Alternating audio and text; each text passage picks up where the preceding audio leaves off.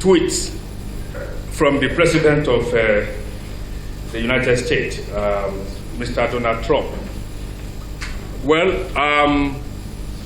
let me speak specifically to some of the imports of the tweets.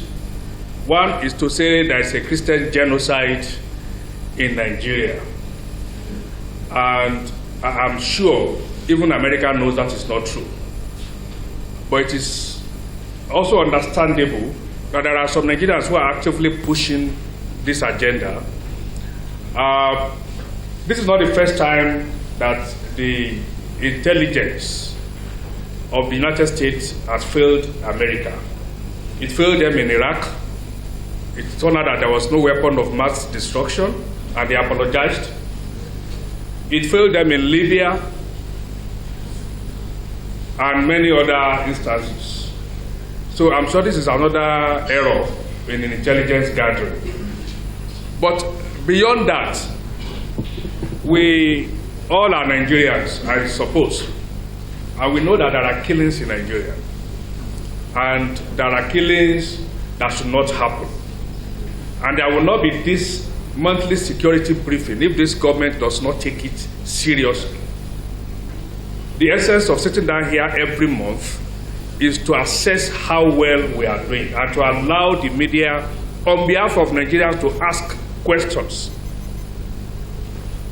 Just recently, the same United States commended Nigeria publicly for the arrest of 2 major terrorists.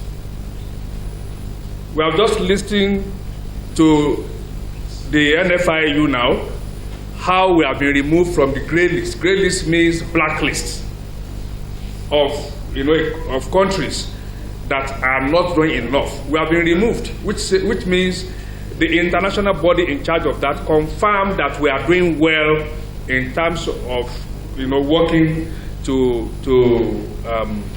ensure that terrorism financing is not allowed, So when you say what is the military doing, the military is doing a lot.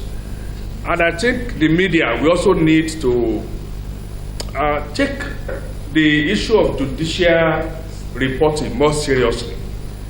A lot is going on in the courts that we don't often follow the stories. And those stories don't make their ways to the mainstream media. Just 2 weeks ago, I read when unfortunately I've forgotten the name of the man that was arrested as somebody who was channeling funds to, you remember the name? He's still in court. And the government refused, and is still being prosecuted. But you don't see that, in major media, you don't see that in the social media. They don't make their way. We don't emphasize all these efforts. All these things that we read out now should not be new to us. Media constantly, judicial correspondence should have taken care of all of this. So the military is doing a lot. And a country that is not working seriously on the issue of security will not take that drastic step that the president just took last week by changing the top echelons of the military, to ensure that the system is rejigged and empowered to be able to do more. The same United States lifted the sanction on the sales of weapons, and they have been selling weapons to Nigeria, and they only do that to countries that they believe is using the weapon to achieve the objective. Don't also forget there's a way that the security agencies will respond to these issues, and then you begin to answer questions for human rights violation from the same quarters. So you ask yourself sometime, between the deep blue sea and the devil, where do you go? But that is not to say there is no insecurity in the country, and there are killings. But we also must be certain of 2 things. One, the killings in the Middle Belt Trough up to southern Kaduna would happen to be more Christians, because those are Christian-dominated areas. But most of those killings were not because somebody went to church. It would be because somebody is fighting over land, the issue of settlers and indigents, the issue between Tiv and Jukuns, for instance. Those are two Christian ethnic groups. And the killings have been going on forever. And the two sides are Christians. But when you talk of what is going on in Safara, Katsina, Sokoto, all the way to Niger, these are Muslim-dominated areas. So the deaths will also be more of Muslims. So what we have in this country is challenge of insecurity, of terrorists, of bandits, of kidnappers. And that's what we are responding to. That is one. Secondly, even if there is a deliberate attempt to eliminate certain religious groups in this country, where are we going to start from? There's hardly anyone here that will trace to the second cousin without finding somebody from other religion in that family. So where are you going to start from? Or perhaps we assume that if America lands here, which is not, of course, going to happen, if America lands here today, then they will ask the Christians to be pinpointing those of us that are Muslim before they shoot. That has never happened anywhere.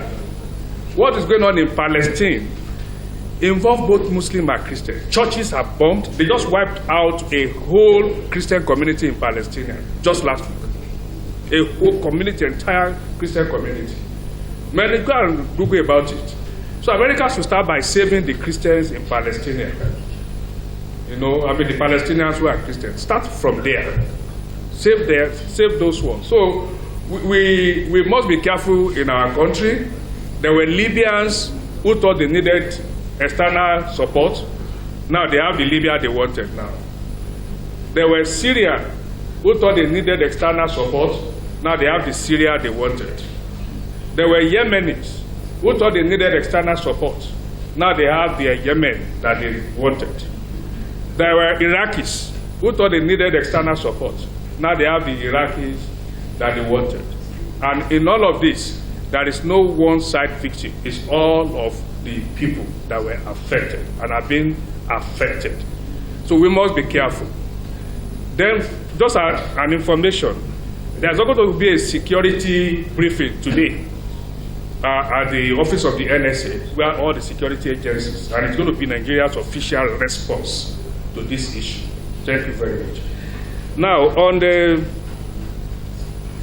Okay, I just mentioned something about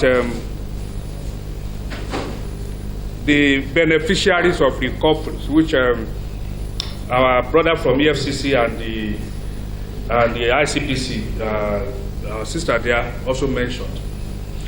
Yes, they emphasize the beneficiaries in terms of people who were victims, and the system assisted them. Nigeria happened to them positively and got their things back to them. But there are also institutions, including NOA, that is benefiting from the recoveries. Just last year, we benefited 25 vehicles from the EFCC, part of the recovered vehicles. Nobody's clapping.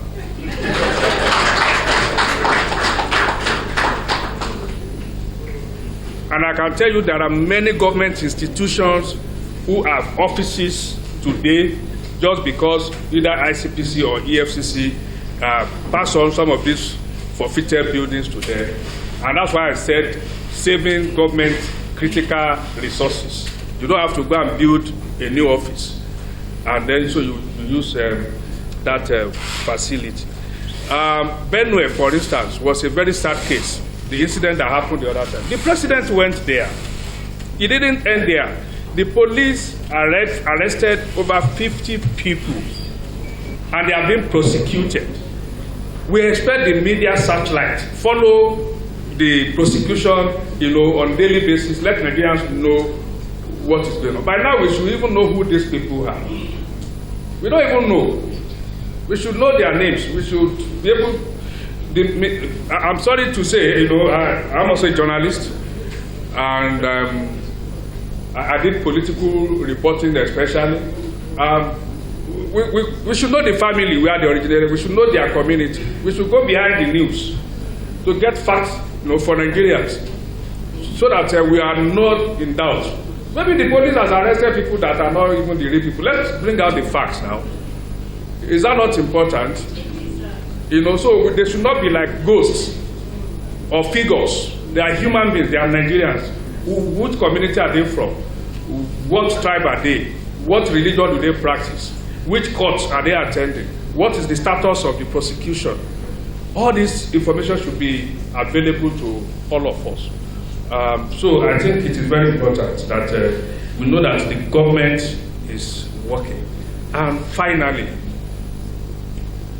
President Bola Ahmed Tinubu, I don't know if you are looking for a fanatics and you are going to write his name on that list.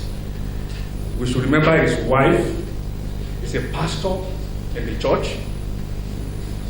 So maybe when Americans come, as somebody said, they are trying to save her from her husband. The head of the military in this country, the chief of defense staff that just left, is actually from Southern Kaduna. And the new one is also a Christian. That is the overall boss of the military in this country. And one or two of the service chiefs are also Christians. The chief of police in this country is a Christian. I don't know how much these people will have collected to supervise genocide against their fellow Christians. So I think we should not bother so much about it. Government will respond appropriately. Thank you.